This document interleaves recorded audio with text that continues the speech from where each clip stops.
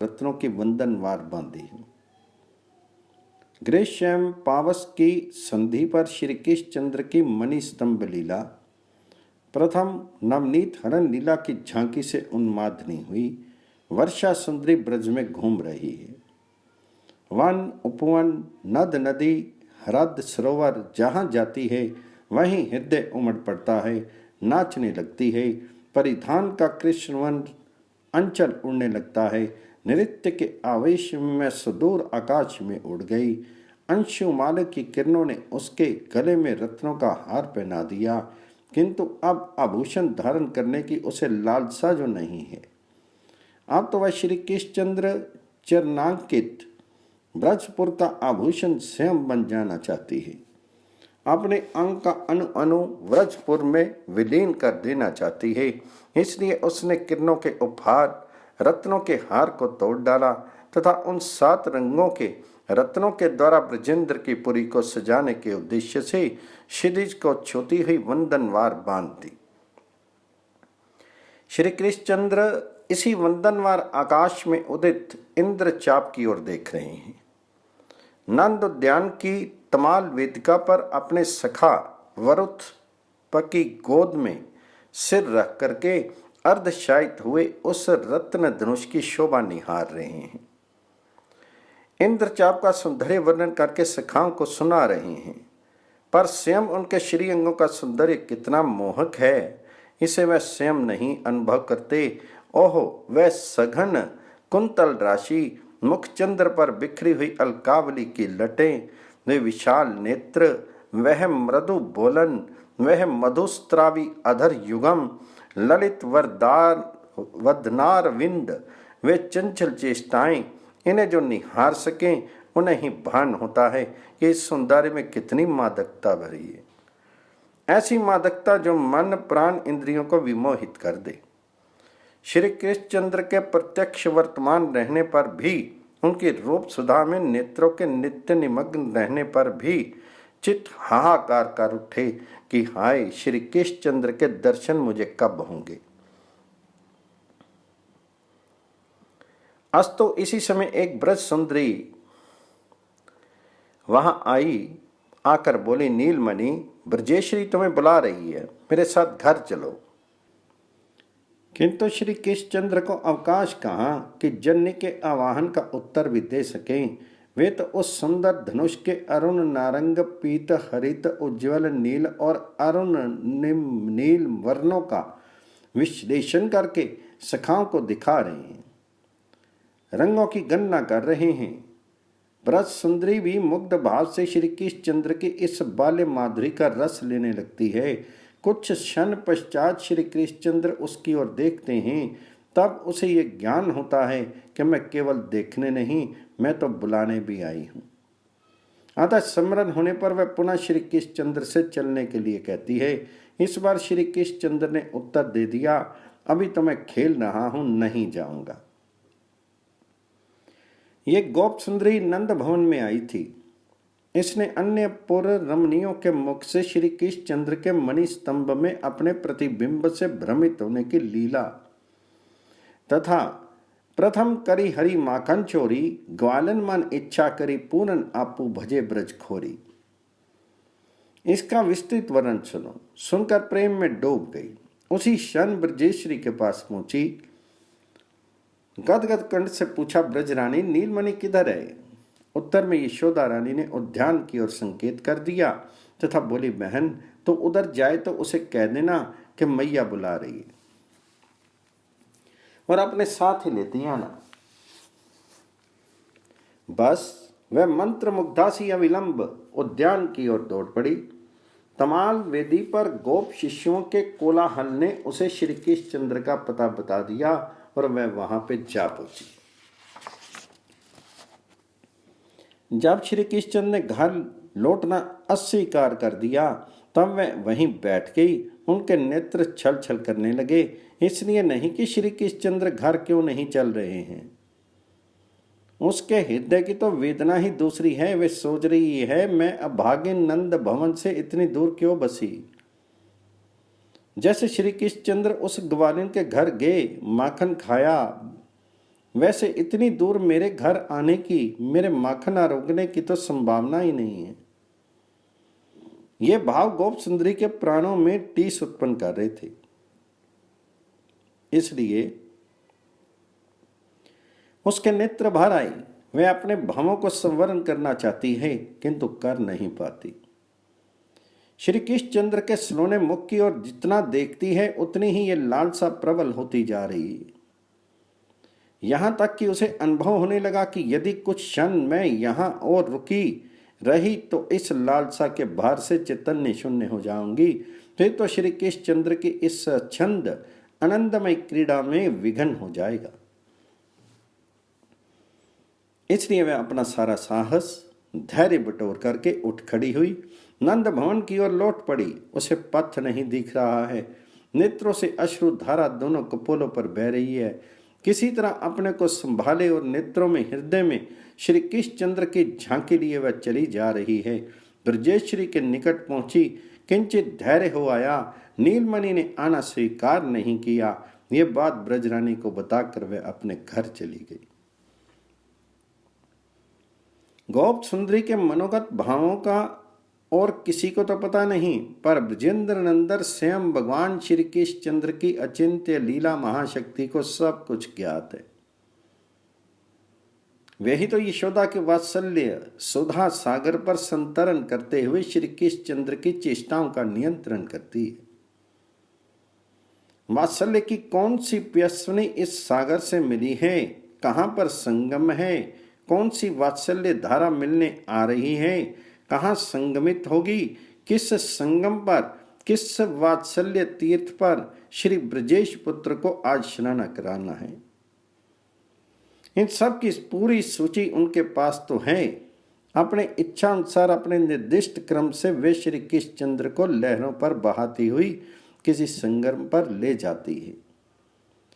श्री कृष्णचंद्र वहां स्नान करते हैं, अंजलि में भरकर वात्सल्य सुधा का पान करते हैं, एक दो छींटे किनारे पर बिखेर देते हैं। इन्हीं बिंदुओं से प्रपंच जगत के वात्सल्य स्तोत्र में रस का संचार सदा होता रहता है।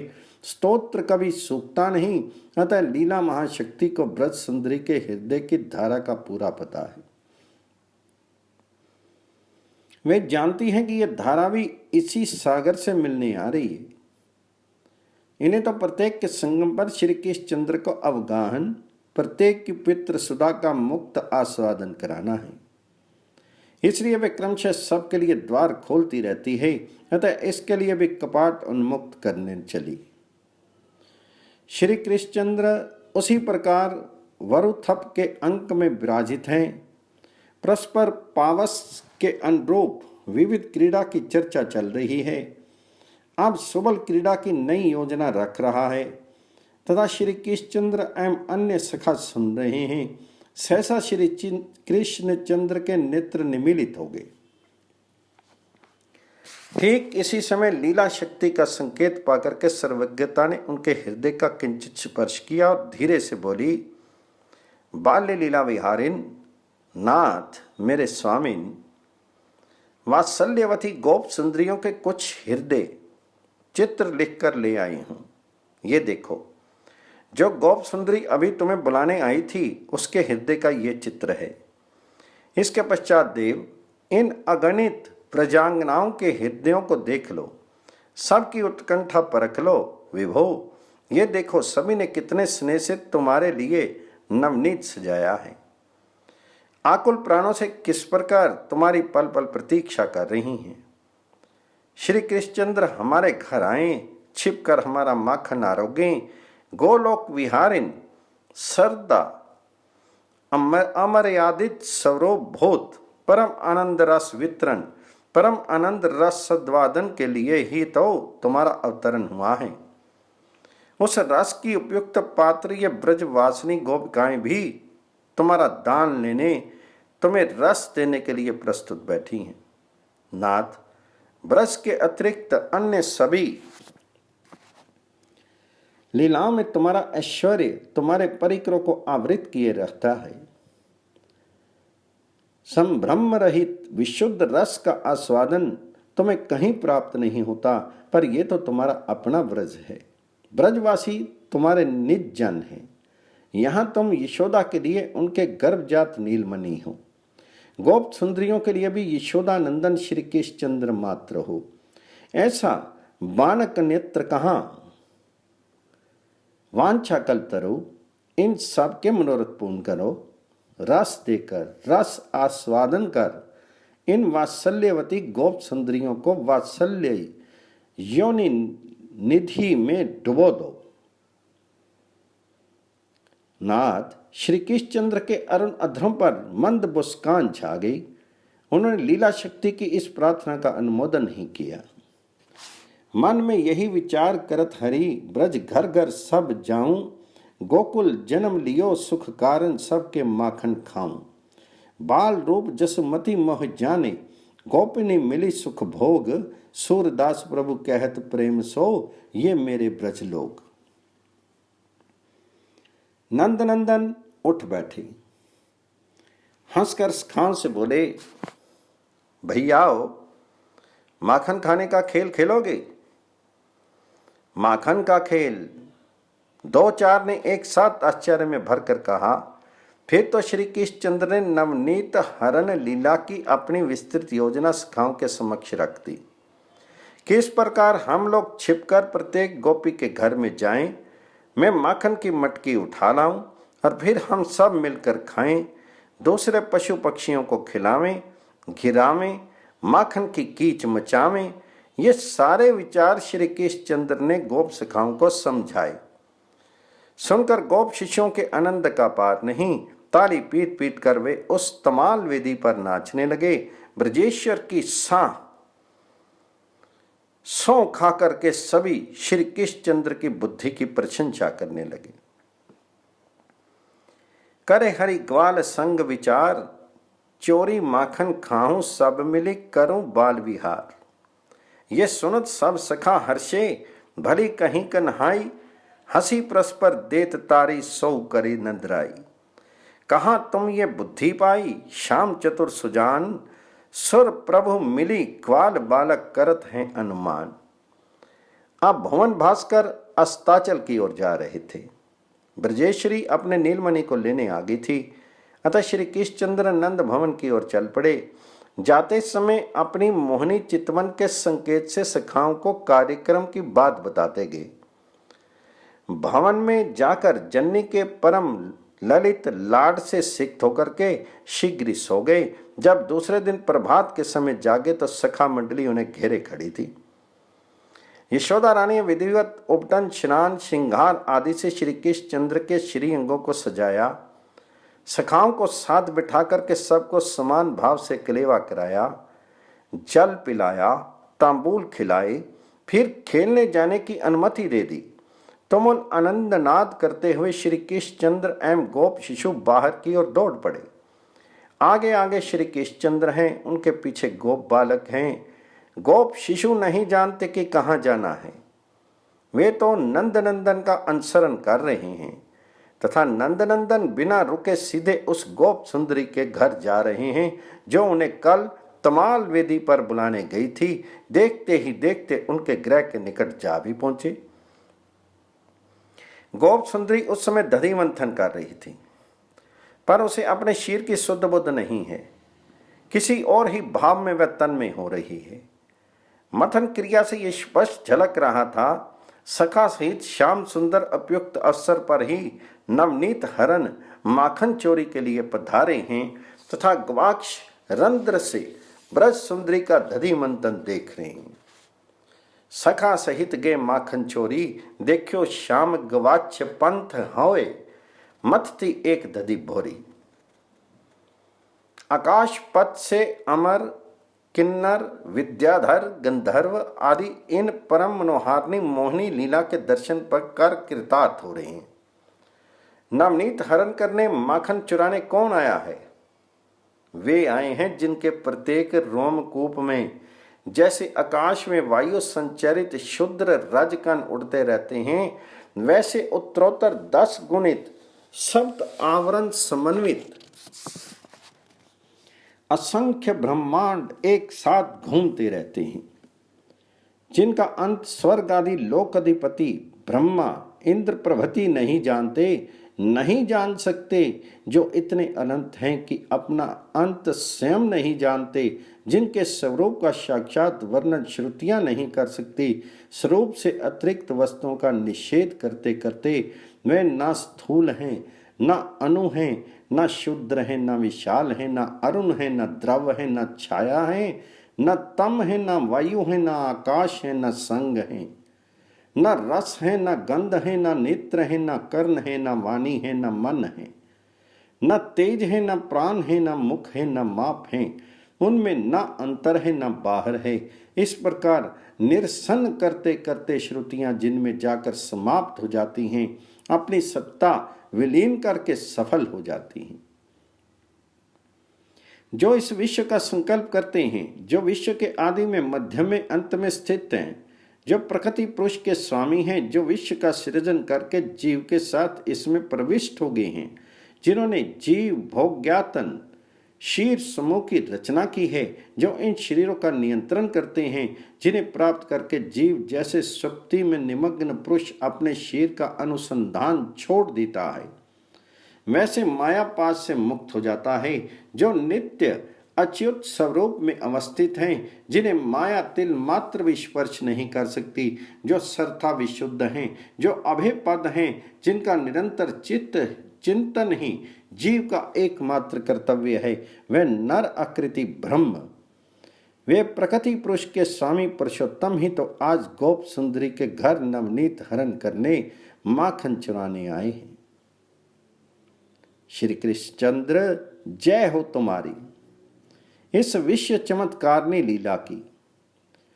किंतु वास्तव में श्री कृष्णचंद्र की यह चेष्टा क्या चोरी में परिगणित हो सकती है? नहीं। चोरी तो उसे कहते हैं कि पराई वस्तु को उसकी इच्छा के बिना उसकी अनुपस्थिति में कोई अपने अधिकार में कर ले। पर श्री कृष्णचंद्र से अतिरिक्त कौन सी वस्तु है जिसे वे अपने अधिकार में करें?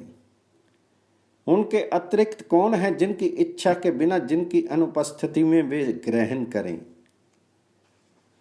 जब भाव या अभाव, कार्य या कारण रूप में कोई वस्तु नहीं तो श्री कृष्ण से भिन्न हो, तब वे कब, कहां, किसकी, किस लिए, कौन सी वस्तु चोरी करेंगे? तो फिर ये क्या है?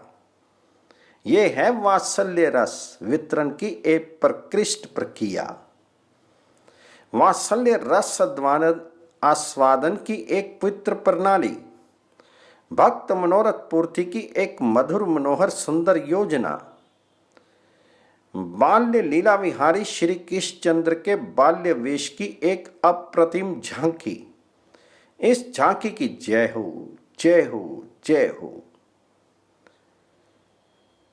अस्तु दधि मंथन करने वाली उस गोप सुंदरी के गृह के समीप जाकर के शिखाओं के सहित श्री कृष्णचंद्र छिप रहे। उसने भी बिलोना स्थगित कर दिया। उसे अब दिख रहा था कि नवनीत ऊपर आ गया है। नवनीत तो कवि का ऊपर आ गया था। पहर भर रात्रि शेष थी, तभी उसने मंथन आरंभ किया था। तब से बिलो रही है, पर उसका चित्त यहाँ हो तब तो वे तो मन ही मन नंद भवन में जा पहुंची थी। श्री कृष्णचंद्र को नवनीत आरोग्य का मुख निमंत्रण दे रही थी। उसने भले ना जाना, पर उसका ये मुख निमंत्रण स्वीकार करके जब श्री कृष्णचंद्र उसके घर पर वास्तव में पधार गए, तब माखन उतारने का भान उसे हुआ है। पर ये देखो, आज घर की कुमोरी भी कोई उठा ले गया है। गोप सुंदरी कुमारी मांगने बाहर गई। इधर श्याम सुंदर को अवसर मिल गया। सखाओं के साथ वे तत्क्षण अंतर्गृह में प्रविष्ट हो गए। वहां जो कुछ भी दही माखन था, सबका भोग लगा के रीति मटकी वहीं छोड़कर हंसते हुए शीघ्र बाहर चले आए। हेरी मथानी धरी माटते माखन हो उतरात, आपुन गई कमोरी मांगन हरि पाई हम घात, बैठे सखनी सहित घर सुने दधी माखन सब खाए, छूछी छाड़ी मटकी या धधी की हंसी सब बाहर आई। उधर से गोप सुंदरी हाथ में कमोरी लिए आ पहुंची। देखा बहुत से गोप शिशु मेरे घर से बाहर निकल रहे हैं और यशोदा के नीलमणि उनके पीछे हैं। नीलमणि के अरुण अधरों पर उज्जवल नवनीत लग रहा है, हंस कमल माखन से सन रहे हैं। आई गई कर लिए कमोरी घरते निकसे ग्वाल, माखन कर धधी मुख लपटानो देखी रही नंदलाल।